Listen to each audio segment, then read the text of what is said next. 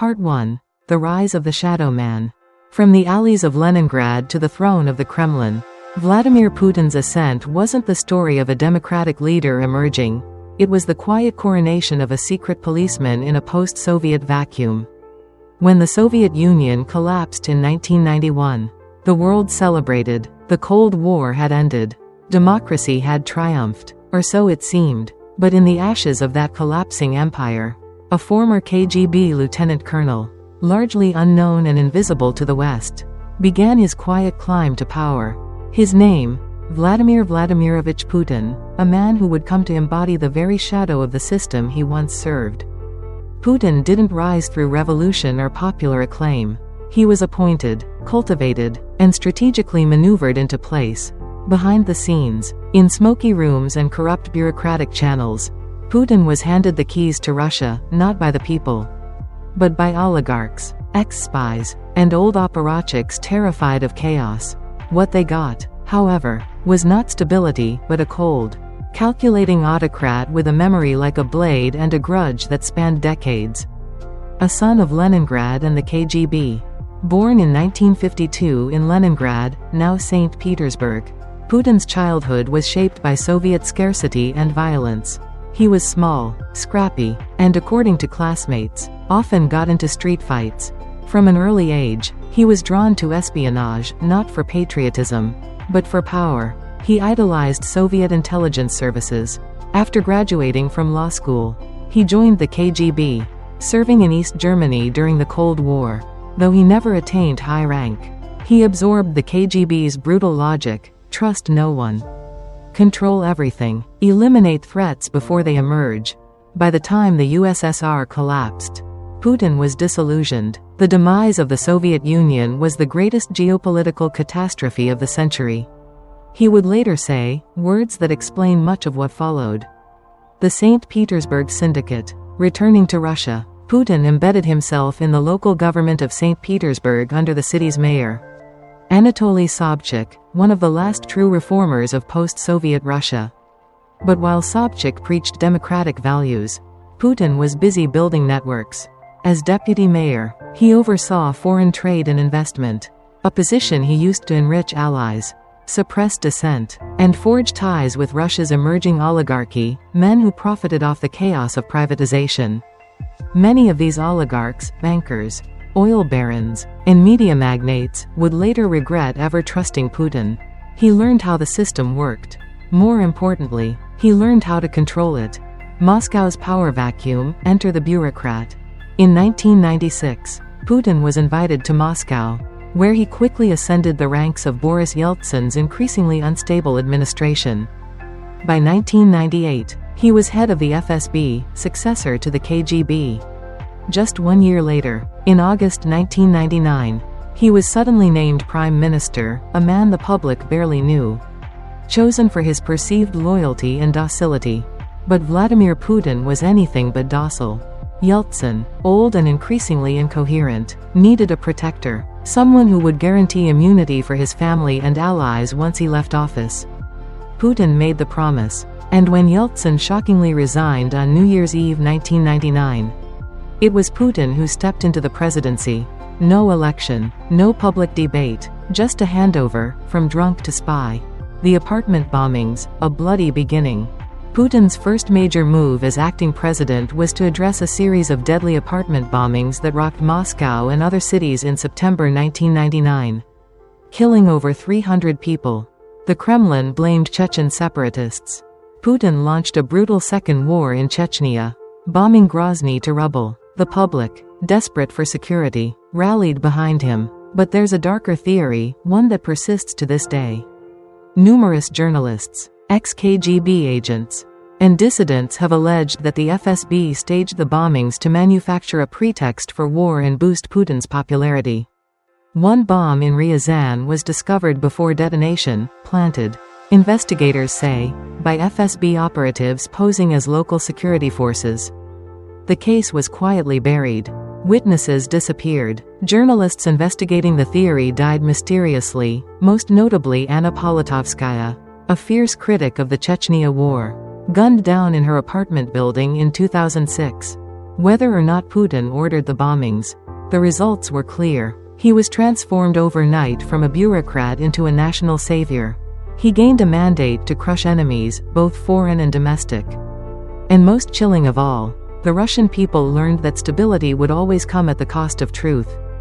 The silencing begins. Almost immediately, Putin began consolidating control. Independent TV stations were shut down or taken over. Oligarchs who challenged him, like Boris Berezovsky and Mikhail Khodorkovsky, were exiled or imprisoned. Regional governors lost power. Parliament became a rubber stamp. But perhaps the most enduring signal came in 2000, when the independent NTV network aired a satirical puppet show mocking Putin. Within months, Gazprom took over the network. The show was cancelled. The message was clear: humor was no longer permitted. Dissent had become dangerous. Putin's shadow replaces the state. By 2004, Putin had secured a second term and Russia's political system had fully transformed. The institutions of democracy still existed: courts, elections, media, but they were hollowed out. Their insides replaced with loyalists, spies, and enforcers. Critics called it managed democracy. But in truth, it was a Slavic state, run not by politicians, but by veterans of the security services. Men like Igor Sechin, Sergei Ivanov, Nikolai Patrushev, all former KGB or FSB. All deeply loyal to Putin. This was not the creation of a modern democracy. It was the resurrection of an empire, with Putin as czar. FSB as the nobility. And fear as the law. Part 2. The Strongman Myth, Building the Putin Brand. Beneath the shirtless horse rides and staged judo matches lies the most carefully engineered personality cult of the 21st century. The Putin you see is the Putin the Kremlin built for domination, not democracy. When Vladimir Putin first appeared on the national stage in 1999, he was a blank slate. He had no political base, no national fame, and no emotional connection to the Russian people. That didn't matter. What he had was the KGB mindset, and that meant understanding power is performance. If democracy is about persuasion, Putinism is about illusion. And from the earliest days of his presidency, the Russian state worked to construct a myth: Putin the strongman, Putin the savior, Putin the warrior king, the cult of the image. The myth began with control of television. In a country where print media was dying and the internet remained limited, state TV was gospel. Putin's speeches were aired with dramatic orchestral scores. His public stunts, riding a horse bare-chested in Siberia, scuba diving to discover ancient amphorae, flying with cranes, were broadcast like Olympic events. Carefully crafted documentaries reimagined his childhood as heroic, his leadership as ordained. This was not just propaganda. It was psyops against his own people. What mattered wasn't truth, but repetition. Putin was omnipresent, stoic, athletic, hypermasculine. He was judo champion, war commander, philosophical thinker, churchgoer, and savior of Mother Russia, all in one. Western media mocked it. Russians absorbed it. In a country battered by the chaos of the 1990s, hyperinflation, mafia wars, and NATO's rise, Putin didn't just offer strength. He performed it. And after a decade of humiliation, Russians craved that performance like a drug. Authoritarianism by applause. Make no mistake, the Russian people were never offered the chance to build democracy. Instead, they were taught to associate democracy with disaster. Under Putin's rule, this belief was cemented. Opposition leaders were painted as Western puppets. Civil society was labeled a foreign threat. Human rights NGOs were forced to register as foreign agents. And when mass protests erupted in 2011 over rigged parliamentary elections, the Kremlin panicked. It unleashed the most coordinated crackdown since the Soviet era. Protesters were beaten and jailed. Surveillance laws were expanded. Online censorship exploded. But Putin's message was unchanged. Chaos comes from the West. Order comes from me. It worked. His approval ratings soared above 80%, not despite his authoritarianism, but because of it, destroying the middle ground. In democratic systems, leaders tolerate critics. In Putin's Russia, they are erased. The Kremlin has always operated under a brutal logic: If you're not with us, you're against us. And if you're against us, you don't just disagree, you betray the state. That's why investigative journalist Anna Politkovskaya was shot in her apartment building after exposing war crimes in Chechnya. Former FSB officer Alexander Litvinenko was poisoned in London with polonium-210, a radioactive assassination so public it served as a global warning. Opposition leader Boris Nemtsov was gunned down in 2015 just steps from the Kremlin.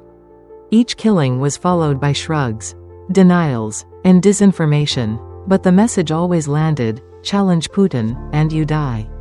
Controlling memory, rewriting history. While Western democracies wrestled with transparency, Putin focused on something else: controlling national memory. He weaponized nostalgia for the Soviet Union, not its communism, but its strength. In Putin's version of history, Stalin wasn't a mass murderer. He was a great leader. The West didn't liberate Europe. It betrayed Russia. NATO wasn't a defensive alliance. It was a hostile empire bent on destroying Russian civilization. These distortions were repeated in textbooks, TV, and political speeches. In 2021, Putin even published a 5,000-word essay arguing that Ukraine isn't a real country, setting the ideological groundwork for invasion. This wasn't random, it was systematic. If you can control the past, you can justify any future, including war. The managed democracy farce. While the Kremlin clung to the facade of elections, the reality was Orwellian. Opposition candidates were disqualified, jailed, or exiled. Ballot boxes were stuffed. Turnout was falsified. Independent observers were harassed or blocked entirely. In the 2018 election, Putin won, with over 76% of the vote, against handpicked, harmless opponents. And yet, state media declared it a victory of the people. The irony? Many Russians agreed. When you're trapped in a system that punishes dissent and rewards loyalty, it's safer to believe the lie. And no lie was bigger than this: Putin is invincible. A manufactured messiah. Even as the Russian economy stagnated and sanctions mounted, Putin's personal approval remained inexplicably high. How? Because the system wasn't designed to deliver prosperity. It was designed to deliver fear, and link that fear to Putin's absence. You think things are bad now? Imagine them without Putin. This was the unspoken message broadcast across state media, whispered in kitchens, and echoed in classrooms, and it became a self-fulfilling prophecy. Putin had become the state. To challenge him was to invite collapse. Part 3. The Oligarchy Pact: How Putin Bought Loyalty. In the shadows of post-Soviet chaos, Putin didn't just consolidate power. He monetized it. Loyalty became a currency, corruption, a business model, and betrayal, a death sentence. When the Iron Curtain fell, the Russian economy didn't transition, it imploded. Factories shuttered, inflation exploded, and a new elite class of oligarchs emerged, men who bought state assets for pennies and became billionaires overnight.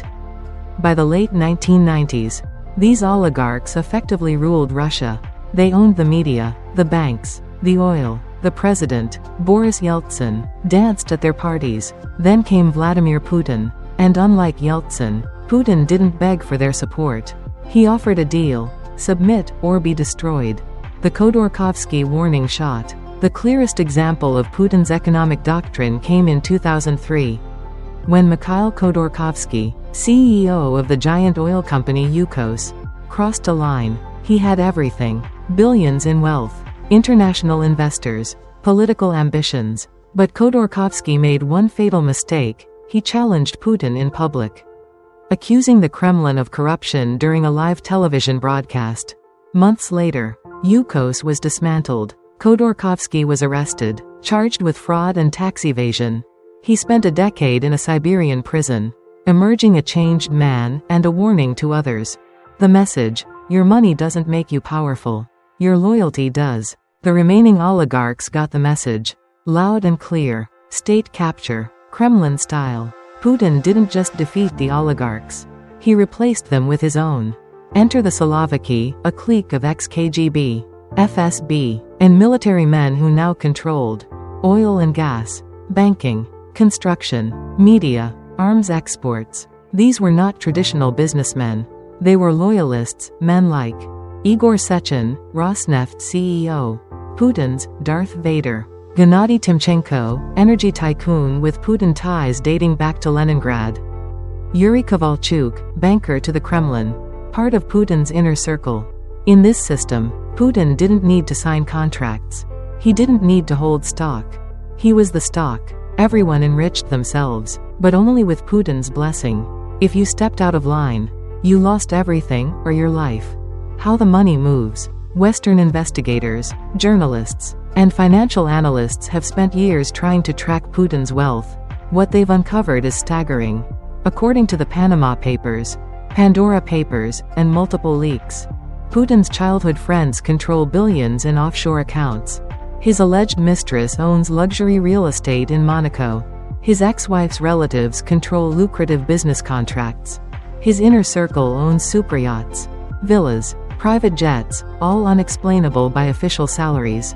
The U.S. Treasury has estimated that Putin's personal fortune could exceed $200 billion, making him, unofficially, the richest man on earth. But nothing is in his name. The empire is hidden, distributed, protected by a web of loyalists, shell companies, and fear. This is not capitalism. This is kleptocracy in its purest form.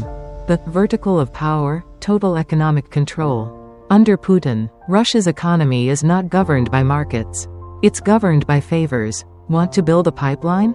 You need Kremlin approval. Want a mining license? It better be a Slavic who owns 51%. Want to keep your factory? Donate to Putin's political party. Or better yet, his pet projects. In this system, contracts go to allies. Courts serve the state. Audits are weapons. And if you're a foreign investor? Good luck. Many have been forced out, jailed, or strong-armed into giving up assets. Russia under Putin is not a country with corruption. It is corruption with a country. Palaces and power. In 2021, jailed opposition leader Alexei Navalny released a bombshell investigation, Putin's Palace, a billion-dollar compound on the Black Sea. Complete with a private theater, underground hockey rink, casino, vineyard, lavish interiors rivaling Versailles. Navalny's video amassed over 100 million views. The Kremlin denied everything. State media called it a hoax. But construction records, leaked documents, and drone footage told a different story. This wasn't just a mansion. It was a monument to untouchable power, a statement that Putin had transcended all accountability. The Russian people were suffering from declining wages, rising inflation, and sanctions, but their president? He lived like a czar, enforcing loyalty abroad. Putin's economic machine doesn't stop at Russia's borders. His oligarchs park their wealth in London, Geneva, New York, and Monaco. They buy apartments in Mayfair, soccer teams in the Premier League, art, yachts, and political influence. They also fund pro-Kremlin politicians and media disinformation campaigns across Europe and the US, all while pretending to be private citizens. This isn't just money laundering. It's geopolitical influence laundering, a covert war waged with offshore accounts and luxury real estate instead of tanks. And the West, for decades, looked the other way. Why? Because Russian money is seductive. And its true price is always hidden, until it's too late. Part 4. The War Machine, Ukraine, Syria, and the Global Battlefield. For Vladimir Putin, war is not a last resort. It is strategy, spectacle, and survival. The battlefield is where he remakes Russia's identity, and buries his enemies beneath rubble and flag. While Western leaders often treat war as a failure of diplomacy, for Putin, war is politics by other means. From Chechnya to Crimea, from Georgia to Syria, and finally to Ukraine. His military campaigns are not just about territory. They are about power, perception, and preservation. War keeps his citizens afraid. War rallies nationalist sentiment. War distracts from domestic decay. And in Putin's Russia, war is always on the table. Chechnya, baptism by fire. Putin's rise to power was forged in the fire of the Second Chechen War, 1999 to 2009.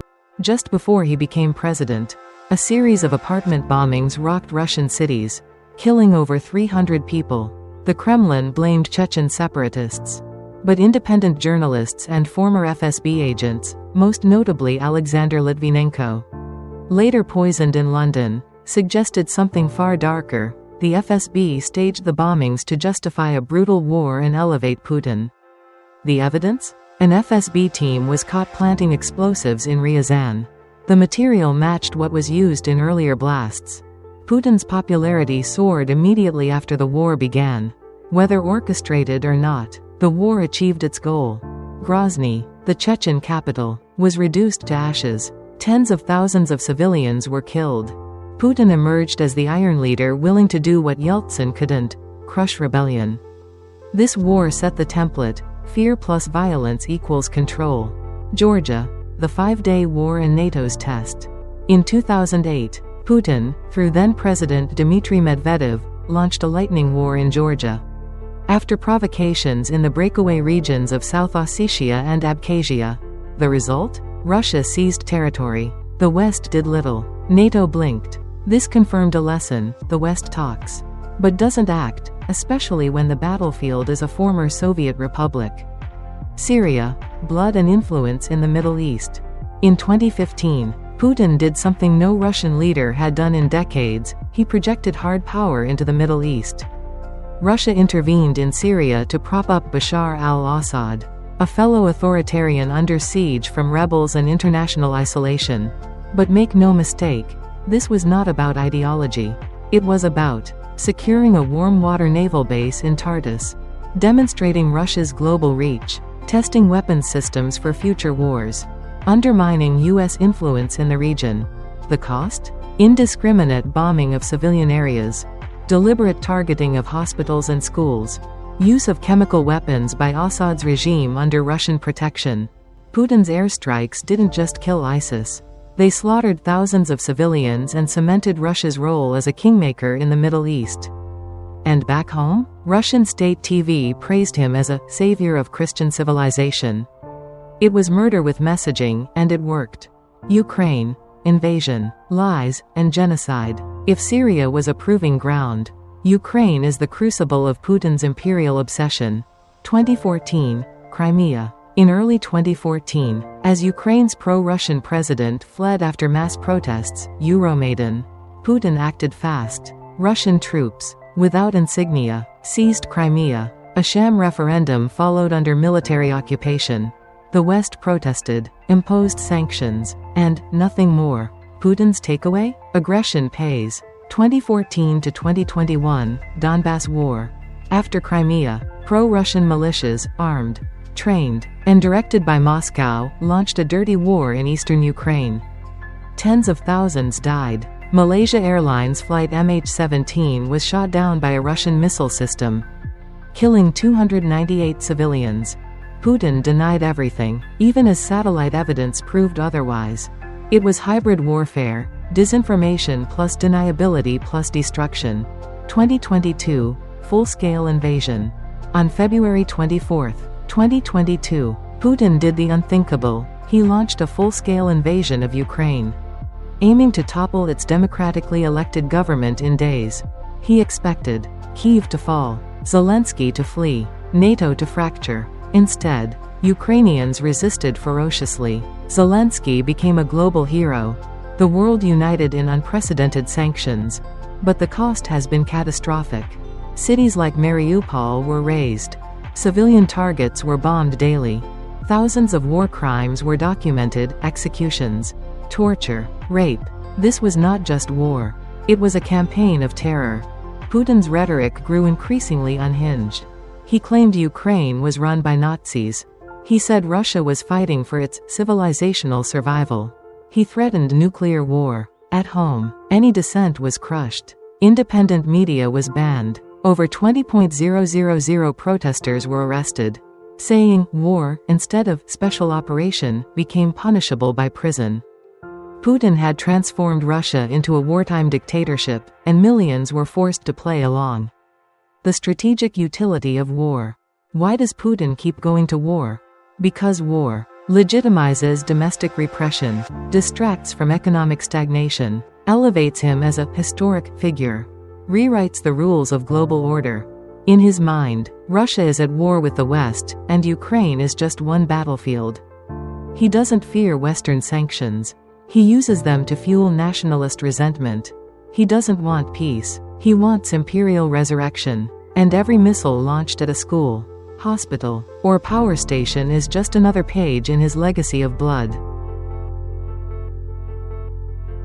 Part 5. The Global Spiderweb, Espionage, Cyber Warfare, and the Death of Truth.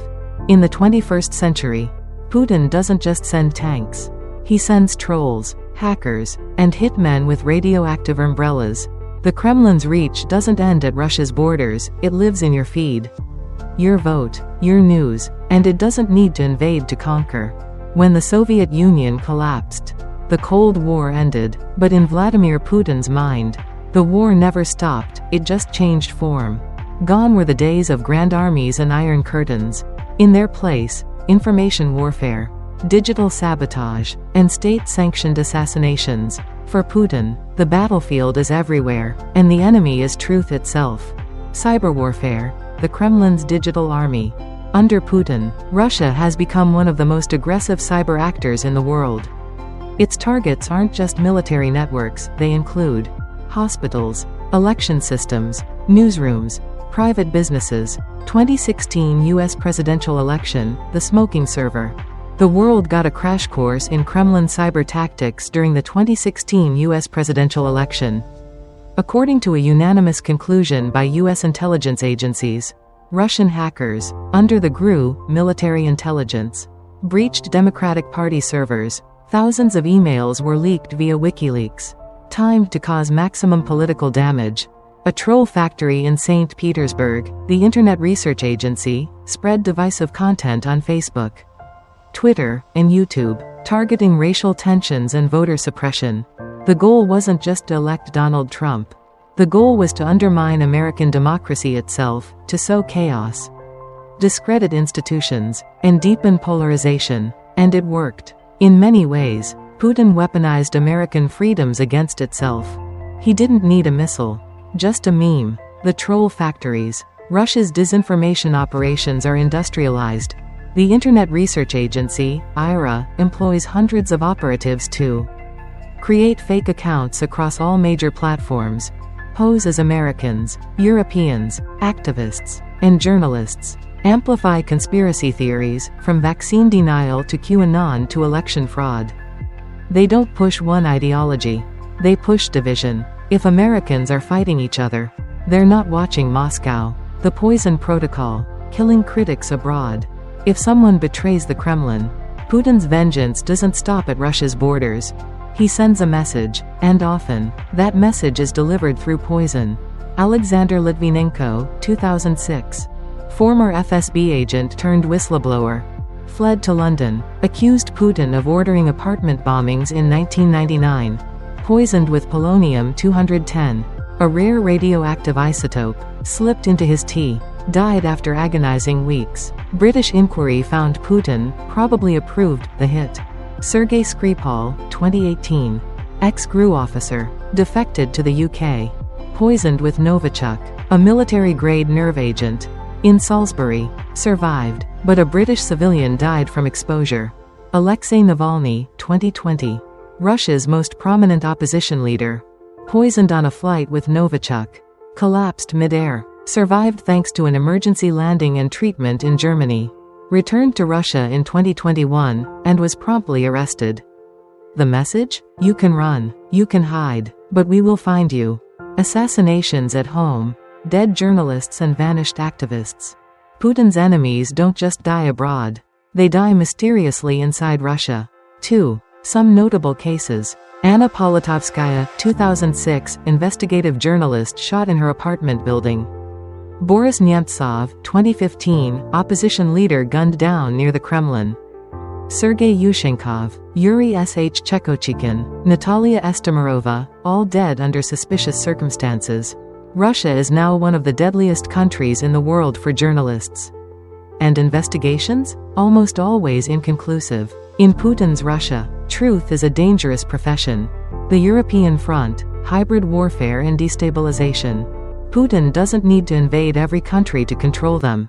Instead, he uses a combination of energy blackmail, threatening or cutting off natural gas to Europe, funding far-right and far-left parties, from France's National Rally to Germany's AfD, spreading conspiracies through state media, especially via RT and Sputnik, orchestrating coups and uprisings in Moldova, Montenegro, and beyond. It's not about ideology, it's about chaos. A fractured Europe is a gift to Moscow, weaponizing migration and misinformation. In the 2015 refugee crisis, Russian airstrikes in Syria helped flood Europe with asylum seekers, a move that strained EU solidarity, fueled anti-immigrant populism, boosted Kremlin-friendly parties. Later, Russian bots helped amplify anti-migrant hysteria in countries like Hungary and Italy. This wasn't random, it was a playbook, a world where nothing is true.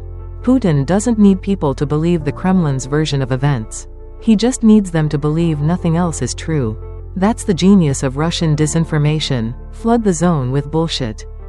One lie about Ukraine, another about COVID, another about the West. Soon, people don't know what to believe. They stop trusting journalists, then institutions, then each other. And that's when authoritarianism thrives. In the end, Putin's greatest weapon isn't tanks or nukes. It's cynicism. Part 6. The Cult of Putin, Propaganda, Personality, and the New Tsar. He rides shirtless on horseback. He judo throws his enemies. He's the defender of orthodoxy, the savior of Russian greatness, the man who brought the bear back to its feet. He is not just a president. He is the myth. In modern Russia, Putin is not merely a man. He is a legend, sculpted in granite and broadcast through endless state media loops. His power does not rest on logic or law, it rests on narrative. And that narrative is carefully, brutally crafted. The resurrection of the strongman. After the collapse of the Soviet Union, Russia was humiliated, its economy collapsed, NATO advanced, crime ran rampant, national identity crumbled. Putin offered a solution, a return to order. But at a price. He promised stability over freedom, greatness over globalization, strength over softness. And Russians, tired of chaos, accepted. From the start, the Kremlin shaped him as the anti-Yeltsin, sober, disciplined, decisive. He didn't drink, he didn't laugh, he didn't apologize. Instead, he projected power. Judo matches with Olympic athletes, piloting fighter jets, tagging tigers in Siberia, diving to ancient shipwrecks, allegedly. Even his silence became theatrical. Putin didn't need to speak. He glared, and state TV repeated it all, on loop, until reality blurred into propaganda. The propaganda apparatus, the Kremlin's information machine, is vast and relentless. It controls national television, the primary news source for most Russians, state newspapers, full of nationalist headlines, online media, flooded with pro-Kremlin bots and influencers, culture and film. Putin is often indirectly glorified as the warrior king. Criticism? It's either Western sabotage or treason. Opposition? Non-existent on screen. And when cracks appear, say, a protest or Navalny video, the machine responds with smear campaigns, outright denials, conspiracy theories involving NATO, CIA, or Ukraine. In Putin's Russia, the line between journalism and statecraft doesn't exist. The moral czar. Putin isn't just framed as a political leader. He's styled as the guardian of Russia's soul. He portrays himself as a defender of traditional values, opposes LGBTQ rights, feminism, and Western liberalism, aligns himself closely with the Russian Orthodox Church, which calls him God's chosen leader. Under this vision, Putin is Russia's spiritual shield, the man who stands between motherland and moral decay. It's a familiar playbook, straight from the theocratic autocrats of old. The fear behind the myth. But under the iron surface lies deep insecurity. Putin knows his power isn't eternal. His enemies multiply with every arrest. His economy, built on oil and oligarchs, is brittle. His people are growing restless, especially the young. That's why his grip must tighten. Journalists disappear. Internet is censored. Historians are jailed for challenging World War II myths. School textbooks are rewritten to glorify him. Even children's plays and social media posts are now monitored. This is not strength. This is fear disguised as strength. The president for life. Putin has been in power since 1999, longer than any Russian leader since Stalin. But he wasn't content with 2 terms. Or 4. In 2020, amid the COVID pandemic, he pushed through a constitutional amendment that reset his term count, allowing him to stay in power until 2036. That would make him 83, the same age as some Roman emperors when they were assassinated. His justification? Stability. But the truth is simpler. He fears what comes after him.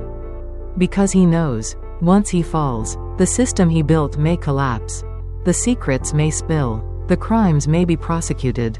And the myth may die. Legacy of blood and silence. So what is Vladimir Putin's legacy? To some Russians, he's the man who made Russia great again, who stood up to NATO, who gave them dignity. To others, he is the jailer of freedom, the executioner of truth, the architect of war and division. To history, he may yet be remembered as the destroyer of a hopeful Russia, the 21st century czar who sacrificed millions to protect one man's power. A relic of the past clinging to control in a world that was ready to move forward. Conclusion. A warning to the world. Vladimir Putin is not just a Russian problem. He is a global warning, a case study in how autocracy creeps in. With promises of order, with manipulation of faith and fear, with enemies created and truth destroyed. He weaponized patriotism, history, and modern technology to resurrect a 19th century empire in the digital age. But no empire lasts forever. And no myth, no matter how well armored, can survive the truth forever.